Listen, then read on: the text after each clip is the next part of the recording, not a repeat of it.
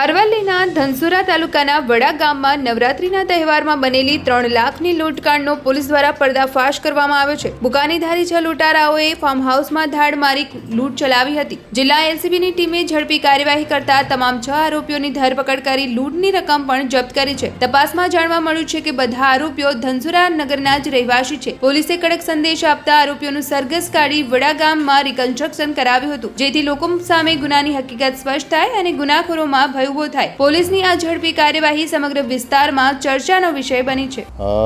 26 તારીખે નવરાત્રી દરમિયાન અહીંયા બાયડ પાસે વડાગામ કરીને એરિયા છે, ત્યાં એક ફાર્મ હાઉસમાં 6 વ્યક્તિઓ આવી અને લૂંટ કરેલી અને આ લૂંટમાં એલસીબી, ધનસુરા પોલીસ સ્ટેશનની ટીમ, એસઓજીની ટીમ એવી અલગ અલગ ટીમો કામે લાગેલી અને આજે અમે એમાંથી 6 આરોપીઓ ટોટલ 3,30,000ની લૂંટ થઈ હતી અને 6 આરોપીઓ અને લૂંટનો મુદ્દામાલ અમે કબજે કરી લીધા છે।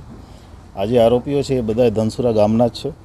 મુખ્ય આરોપીમાં પ્રકાશ વસાવા, સંજય વસાવા, કેતનભાઈ રાવળ, કરણ વસાવા, કિશન વસાવા અને સંજય ડાયમા, ટોટલ 6 આરોપીઓ છે। આ 6 આરોપીઓએ લૂંટ કર્યા પછી એમના જ ગામમાં લૂંટ કરી અને લૂંટ કર્યા પછી લૂંટનો જે પણ કપડાં એણે મોઢામાં બાંધવામાં યુઝ કરેલા એને સળગાવી નાખી અને લૂંટનો ભાગ પાડી 50,000 રૂપિયા વહેંચી અને પછી પોતપોતાના કામ ધંધે નીકળી ગયા હતા।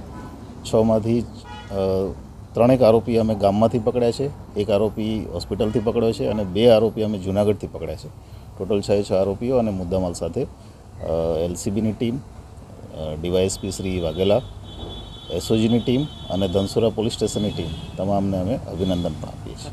આ જે 6 આરોપી છે અગાઉ 2021માં વાયર ચોરીના ગુનામાં 6 આરોપીઓ એક સાથે મળી અને જે ખેતરમાં વાયર હોય એ વાયરની ચોરી કરેલી હતી અને ત્યાર પછી 4 વર્ષ પછી એમણે આ એક રેકી કરીને આ જગ્યાએ એમણે અગાઉ રેકી પણ કરેલી એક દિવસ અગાઉ અને રેકી કરીને આ લૂંટની હથિયાર સાથે લૂંટની એણે ગુનો કરેલો છે।